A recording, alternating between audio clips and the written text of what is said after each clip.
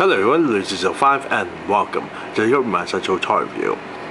And today's we're looking at the 2010 release by Hasbro of the G.I. Joe Pursuit of Cobra Mecha and Action Figure Review. And today's Mecha and Action Figure Review, looking at the Series Strike Cobra Deviant, the mobile mech suit, and its pilot, the Cyber Viper. Now, I got this straight from kgtrains, who actually sent this package, this whole entire thing, along with other stuff as well, from Texas all the way to Malaysia as a gift. So thank you so very much for this awesome gift, kgtrains. Now, for the Cobra Deviant itself, it was sold in the retail at a price of 120 ringgit. Yes, 120 ringgit for the whole entire set here. So let's take a look at the front portion of the packaging itself. Now we have a large window display, and within inside displayed the Cobra Deviant with one arm, well, removed from the body itself. Next to him, next to the Cobra Deviant, is the Cyber Viper. Now it's a pity that inside the packaging there's no diorama packaging itself, so it's a bit disappointing, but it's still alright. Top section there, nothing special, just the name of the G.I. Joe logo and the name of the Cobra Deviant. On the side here, you got a nice little artwork of the Cyber Viper. And this section here is a small little write-up on what's G.I. Joe really about and who they're up against, which is Cobra. On the other side, you got a nice little image of the Cobra Deviant, a nice little artwork image of it, very nicely done. And at the bottom section is the file card for the Cyber Viper. Now, stated that Cyber Vipers have bio-cybernetic implants which allow them to organically interface with computerized systems like the highly advanced Cobra Deviant mobile mech suits. Using these interconnections, they operate the suits as extensions of their minds and bodies, giving them a powerful advantage over the G.I. Joe team when they encounter them in the night-shrouded streets of the city. At the bottom, Mission Equipment D57-A Extreme Environment Tactical Rifle. We'll see about that. It really actually is packaged with the rifle. Now, at the back portion of the packaging itself, there's more little write-up stating the Cobra Deviant mobile mech suit gives extraordinary speed and power to the person inside it. Using advanced technology, this battle armor changes its operator into a devastating weapon that can battle an entire squadron.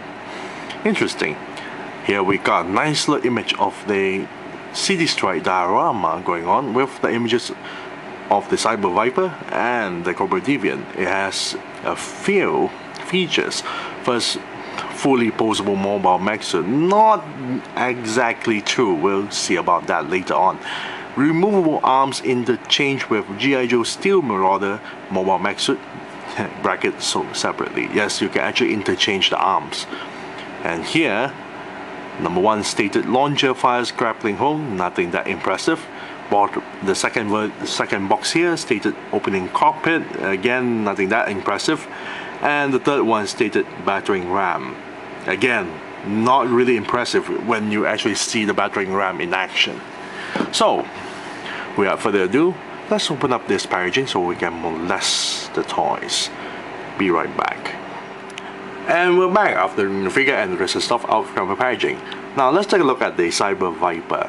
Like all the Pursuit of Cobra line, for the vehicle packs that came along with the vehicle and the figure, they don't pack in with the figure of the base stand, so there's no base stand for this figure, so it's rather sad. And what's more pathetic for the Cyber Viper is that it only comes with 2 accessories. One is a knife, which is made of a black plastic material, and the blade is painted in silver, and the mold is actually from the 25th anniversary line, and to be more specific, it has to be from Zartan. Then we have his body armor, which is made of a black plastic material, and the straps and the belt are all painted in silver, which is very nicely done. One side of the corner here, we have a small little Cobra logo, and the mold is also nothing new. It's actually, well, came from the 25th anniversary line as well. And and to be more specific, it has to be from the Defense of Cobra Island 7 pack that the Night Creeper is equipped with. Yes, this is the Night Creeper's body armor. Now for the body armor itself, it's easy for the figure to wear. There's a button here, you have to connect it here, but you still have to remove the head to slip the body armor onto the body. It's quite easy to remove and wear for the figure itself. Now speaking of the figure, let's take a look at the figure's paint job. Now majority of parts of the figure is not painted at all. The entire head is made of a black plastic material, but there are two red lines painted on the top. The flesh tone skin inside the visor is actually painted, so does the pair of eyes with the pupils are nicely painted. Now the visor here on one corner, they actually painted a targeting retina on this section here. Very nice. The torso and waist is not painted at all, just pure red plastic color. The entire arms, minus the shoulder pads, the entire arms is not painted, it's made of a red plastic material color. The shoulder pads are actually painted in black. The wrist joint is painted in silver, but the entire hands is made of a black plastic material. Now the hip joints here, or the thigh section here, the entire thigh is made of a red plastic material color, and the thigh armor is painted in black with the edges painted in silver. Kneecaps is not painted. The bottom section of the boots here, the entire black portion is not painted at all, it's just pure black plastic color, except for this portion here that is painted in, well, it's like metallic paint, and this section just below the knee is painted in red, well, dull red colors. And that's all it is for the figure's paint job. For the figure's mold, again, nothing new. I was quite disappointed. They should have just made a new helmet rather than reuse the entire head sculpt from the 25th anniversary Wild Weasel. Why do you have to use Wild Weasel's helmet? It's just beyond me. And what's worse is that the visor, despite the original figure, the visor can be removed. This one is permanently glued onto the helm. When I tried to pull it out, I stressed the peg too much, and it was up to the point that you have a little bit of wear and it's about to break. So I was disappointed to find out that the visor cannot be removed. The torso and waist joint actually came from the Rise of Cobra Mars Trooper. Of all figures, they have to use the Mars Trooper's body. The entire leg section actually came from the 25th anniversary Zartan. But the arms, however, also belong to Zartan, but a different version of Zartan, also in the 25th anniversary line. It's that version of Zartan where his face is slightly a little bit of vomit green. Yes. And you also notice that the body for the Cyber Viper itself is a bit bent on one side because, well, I tried to shape it properly, putting him back to normal straight standing pose, but apparently I guess the joints is a little bit screwed. It's a bit screwed up. Now let's take a look at the figure's articulation. The head can actually pivot up and down, side to side, and turn 360 degrees. Also here can pivot downwards, back a little bit, turn 360 degrees, and you cannot go side to side because if you can, I would have done that a long time ago and not have this figure stand on, well, like this. Shoulder joints here can turn 360 degrees and lift the arms this high. Elbow joint here can bend this far, back, turn 360 degrees. Wrist joint can turn 360 degrees. Hip joints can move forward, back, to the sides, a lot too. Double jointed knee that bends this far, and ankle joint that pivots downwards, upwards, and turn 360 degrees. Now let's fully equip the Cyber Viper with the smaller knife into the holster. Pop the head out for him to wear the body armor, which he stole from the Night Creepers. I'm surprised he's not dead. And then button him up. Put the it back in, and he actually doesn't look that bad at all with all the gear on. Problem is that I cannot look past the Wild Weasel head, because Wild Weasel is a prominent character in the G.I. Joe comics and animation. Well, maybe not the animation, but the comics itself. Furthermore, to those who wondered why Cyber Viper and does the character do exist or not, yes, Cyber Viper do exist, but it was during in the 90s, not the 80s period. And it was during that time where brightly colored figures and vehicles were prominent in the 90s period, and the Cyber Viper was, wow, it was so god-awful brightly colored figure with bright yellow, and there's some pink weapon as well. I don't even want to know. But the Cyber Viper's prominent role was, well, he was built by Dr. Mindbender, and Mindbender was creating the Monstro Viper and the Bio Viper, but seeing that, well, there's no one, well, capable of taking care of those two monsters, he built the Cyber Viper to, well, take care of them, being as that the Cyber Viper is a zookeeper, which is kind of sad. Yes, the Cyber Viper's previous job is a zookeeper to a bunch of monsters. Now he is a pilot to a mech. Yes, so if I'm gonna give a rating out of the Cyber Viper itself, with the colors of black and dull red going on, it's actually not bad of the mixture of colors, and silver, don't forget silver. And with the gear on, he does look kind of nifty, but again, I can't look past the head. And it's still a Wild Weasel head. So if I'm gonna give a rating on this, I say I'll give it a 5 out of 10. Yes, 5 out of 10 for Cyber Viper. Next up, let's take a look at the Cobra Deviant. Be right back. And we're back, and this time we'll take a look at the Cobra Deviant. But first things first, inside the packaging it comes along with a smaller instruction manual on where to place the sticker labels, which is total of 38 sticker labels. This is the sticker sheet here. 38 sticker labels that you need to apply onto the Cobra Deviant, which is kind of a chore, and there's a lot of places that you need to apply the stickers on, and there are some parts which is a bit of a tight spot. At the back portion is a, well, very simple instruction on where to place the figure, the two arms, and how to activate the battering ram and the grappling hook that launches from the cannon itself. Now let's take a look at the Cobra Deviant's paint job.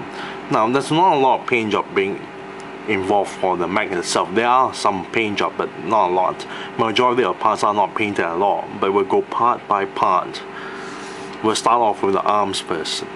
The right arm is entirely made of grey plastic material color. The button and the inside mechanism is made of a red plastic material color. And the missile here, the grappling hook missile here, is made of a black plastic material color. The other side of the arm here, the entire arm is made of a grey plastic material color with red buttons, and the inside joints is also made of a, the plug itself is also made of a red plastic material color. And this section here is not painted at all, it's made of a black plastic material color, and the only paint job for this arm is the, well, the battering ram head is painted in dark grey. Now for the canopy here, the canopy hatch is made of a clear, translucent, dark red plastic material, as you can see that. But they actually painted, as you can see, the edges are all painted, including some of the parts there. They are actually painted in dark grey colors. Very nice. The missiles on this section here is made of a black plastic material color. This two section of the joints here, on the shoulder joints here, is not painted at all. It's pure dark grey plastic material color. The ball joint, the red ball joints inside of the shoulders there, is made of a red plastic material color. The two guns here is made of a grey plastic material color.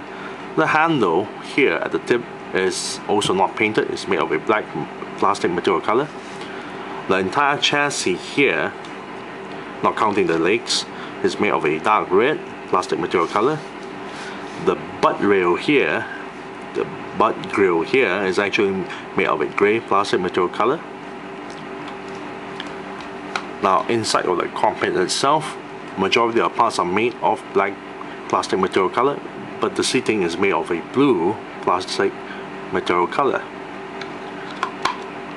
Now for the leg section here, the tubings are not painted at all. It's made of a grey plastic material color, but this section and the knee itself is actually painted. The entire leg is made of a dark red material plastic color, except for the knee and this joint here.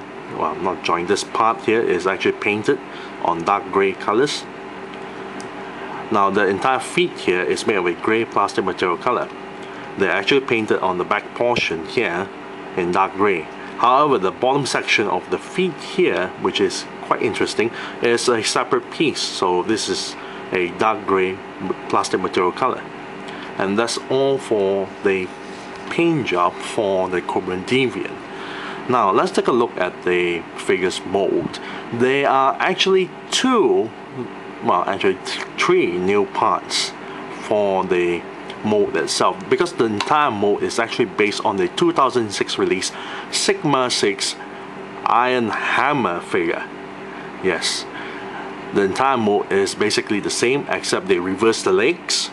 Yes, they reverse the legs, so turning the Cobra Deviant into a chicken leg walker. And by replacing the entire hatch itself and adding this section, this new part here, which is a missile launcher, 3 missile launchers. And for the arms itself, this is a reuse mold. This part is actually a new mold, which is quite surprising. Yes, this entire arm here is actually a new mold. So it's actually not bad if you look at it this way. With a reverse chicken leg, it doesn't look that bad at all. The details for the mold is actually quite nice. I especially like the Cobra Deviant's hatch here, because they added a few more details, like more weapons to the hatch itself. As you can see, there are a couple of weapons there. Very nice. And you got 3 missile launchers here. Very nice. The details of the cockpit is also, well, for the controls, it looks very nice. You got 2 control sticks here and a control panel. Everything is sticker label, but the inside of the seating doesn't seem to look very interesting. It looks pretty boring. Then we have 2 guns on each side, and you got a handle here for the pilot to climb up to get to the cockpit itself. Very nice.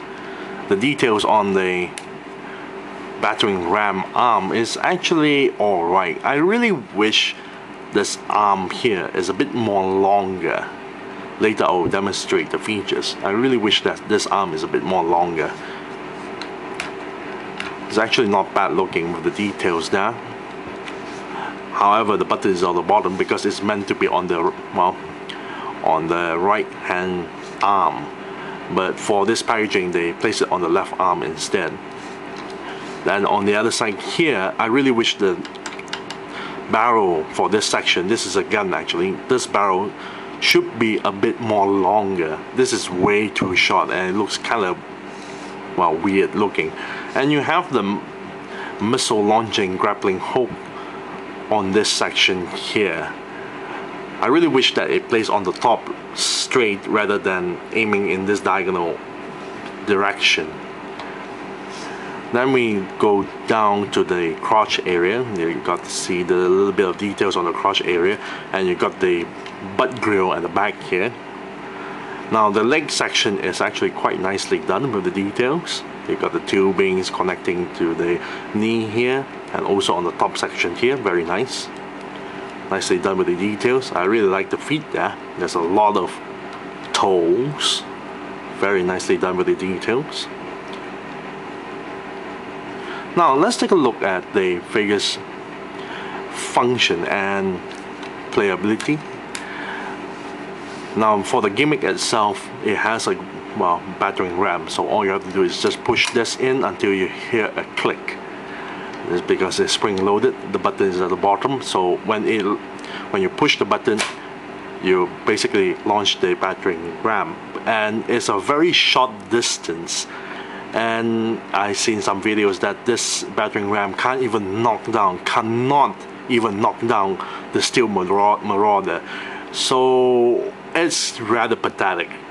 I wish that this piece is a bit more longer so you can actually do some real damage into it, but the battering ram is rather pathetic. Then we have this section here. Now you have a grapple firing missile, and you got the button here. Now the missile is connected with a string, and you got a wheel here, so you can actually, when you fire the missile, it has a short distance, and you can roll the wheel back in to bring back the missile back in. So let's launch the missile first, like so, which is rather pathetic, but you can see the string is rather long. Now what's really weird is that they should have some sort of a hinge or wheel to, well, turn the wheel rather than you, well, pulling the wheel yourself. So this is rather weak sauce actually. Then we have two of the guns here that is articulated, that goes all the way up and all the way down. You got the 3 missile launchers here, or the 3 missiles for the launcher here that turn 360 degrees. The arms here is connected to the ball joint, so you can actually twist the arm inward, outward, up a little bit, down a little bit, and then you can turn the entire arm 360 degrees. Now the torso actually has a joint, it's on a ball peg joint, so you can actually pivot the body up and down a little bit and turn 360 degrees. Then we have the leg joint itself. Now the leg joint is on a ball joint as well, so you can actually twist the leg inwards, outwards a little bit, outwards a little bit like so. So that's very limited articulation actually, but the leg can go forward this high, all the way to the back. There is no knee articulation, which is rather sad, but there is ankle articulation, so you can pivot the ankle forward and back a little bit. It's also on a ball joint, so you can go side to side. And that's about it for the articulation and the function for the Cobra Deviant. Let's put the figure inside. Put the figure inside the cockpit. Have him grab hold of the joysticks.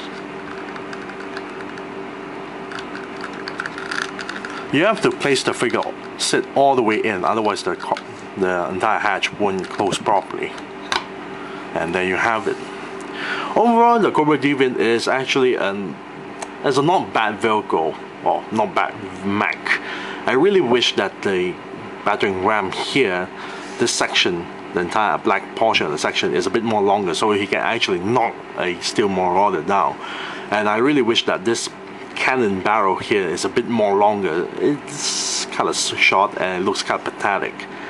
Furthermore, I also really wish that the knee joint actually do have a knee joint rather than, well, doesn't even have any knee joint at all. But the vehicle is actually not bad looking. I really like the color being applied onto the mech itself. You got dark red, dark gray, gray. It's not bad of a color combination there. And I really like this frontal part of the canopy hatch here. It looks very nice, very nicely done. Plus the fact that it's a good choice that they reverse the legs to make it look like chicken leg rather than totally reusing the same parts again. But you can actually, well, twist the entire torso around for him to have normal leg joint, but you're still having this kind of problem with the toes there, because you can't twist the toe 360 degrees.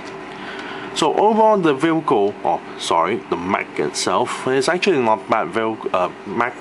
So if I'm gonna give a rating on this, I would say I'll give it a nice 7 out of 10. Yes, 7 out of 10 for the Cobra Deviant. And I thank you all for watching. This is Lucy05, and I'm signing off.